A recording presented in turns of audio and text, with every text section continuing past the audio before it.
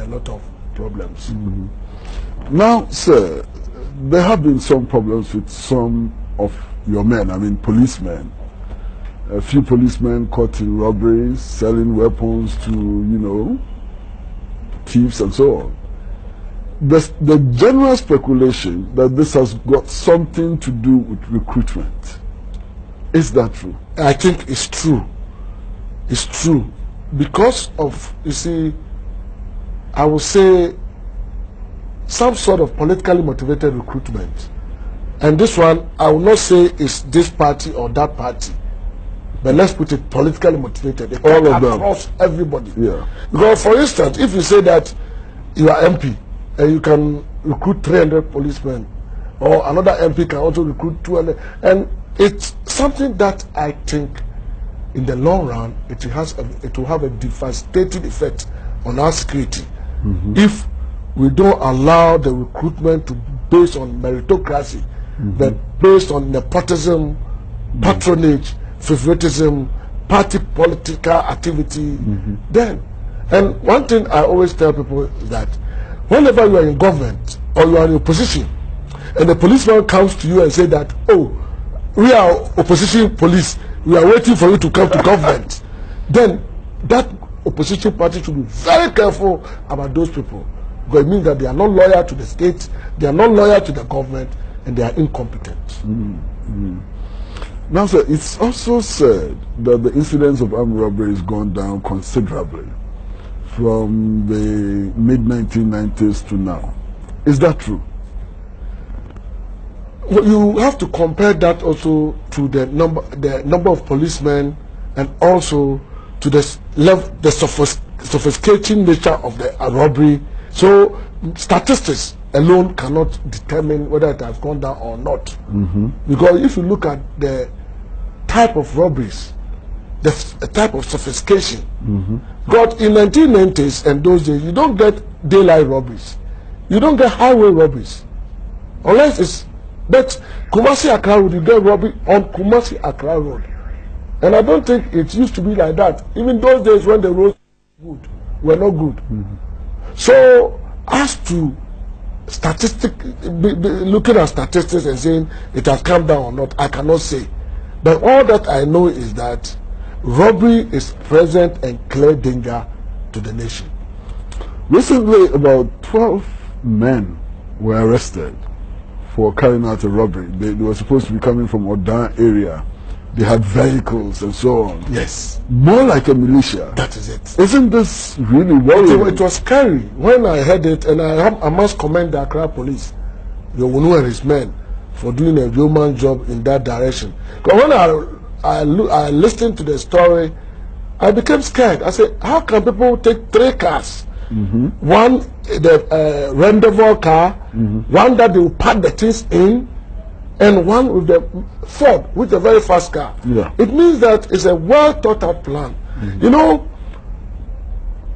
in the 2000 to around 2006, there used to be robbery gangs who, if we were not able to clamp down, will have developed what is called nucleus. In Nigeria, we have people with master's degree committing robbery.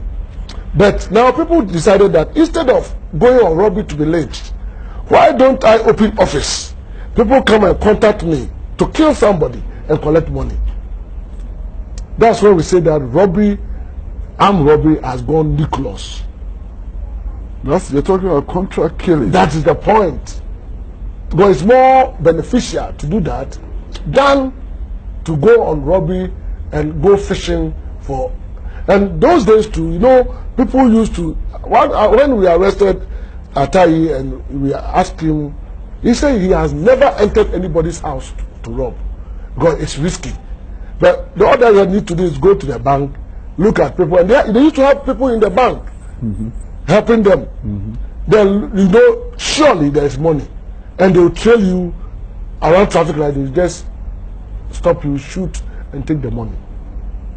And realize that if we are not being able to clamp down on this group, they will go nucleus. And one example is that during those days, one man, I won't mention the name, a very prominent man in Ghana here, his own son contacted Atayi, Chobeta, Kevin, Numwe, Malamabu to go on robbery, and they robbed, and we arrested them. Eventually came out that his own son, who was arrested together with them, engineered the whole robbery. So you can see the danger that robbery poses to all of us. So what can we do, or what can you as police do That's in order exactly, to stem this tide? What is required? That's exactly what we are doing. We need more intelligence because it's very difficult to catch armed robbers on the job. It happens sparingly. But if you have intelligence in relation to, and that's why we have to develop more agents, more agent provocateurs, and more insiders. But the problem with the insiders is also that if you don't take time, they also take advantage of the relationship, dupe the armed robbers, dupe the police, and eventually you'll be on the wrong side. Therefore, what we have to do is get dedicated policemen, people who feel angry and scandalized when there's robbery, people who feel that robbery is the worst. My priority is robbery because it's the worst form of crime that can be committed against anybody. For instance, recently we arrested Apreku, Yabozin, and other. We are looking for Yabozin and one guy. Could you believe Apreku has more or less syphilis? And when they go on robbery and they want to rape, Apreku is the one to rape last. Anytime Apreku rape first, all the armed robbers will not rape. Can you imagine that? Because you are syphilis, Yes, and they know. And they know. My goodness. So, for robbery, and you see, robbery too is something that I've been to Accra, I've been to Western region, I've been to Ashanti region. It's more prevalent in Ashanti region than any other region. And because the Ashanti region here, the armed robbers are homegrown. People know them. They have been born and bred here. And they have grown here to be armed robbers. And people also find it difficult to expose them because of sometimes our own commission and omission. Therefore, the fight against robbery and other violent crimes will succeed if the police are able to build a lot of confidence in the public. And to build the confidence in the public, we need to have goodwill. And the goodwill will come because of our competence and our non-discrimination, fairness. And when there's goodwill, there automatically will be respect. When there's respect, there will be authority. You will get the authority. People will depend on you. And when there's authority, there's power. What about equipment? Is the police sufficiently equipped, properly equipped? Nobody can be sufficiently equipped, even in the US. But the willingness to work is more important than the equipment. Because you can be given all the equipment. If you don't have the passion, if you take the police as job, but not a vocation, then you do nothing. So, equipment-wise, I think currently, I can say we have adequate, but not sufficient. What about simple things like bulletproof vest and so on? Why should a policeman take a bullet when he can wear protective gear? You see, even the bulletproof we have now, when you wear it, it will slow you down more than walking alone. We need modern bulletproof. And don't forget, even in America, people are shot. Recently, in Florida, just recently, even in France, advanced country like that. So you ask, why were they not in bulletproof? Bulletproof is not the panacea, but adequate training. To know how to have tactical operations, where to stand. Look at some of our people, even when they are checking vehicles. And if they are sophisticated robbers here, they just kill all of them and go.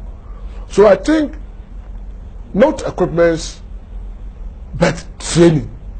Because training is the cornerstone of readiness. Training and dedication. Yes. Training, dedication, determination will solve everything. What about things like vehicles? We now see a lot of Navaras and so on the road. Is that adequate? That too, you can have 3,000 vehicles here. If the people are not trained to use the vehicle well, they will be roaming about and the robbers will be robbing.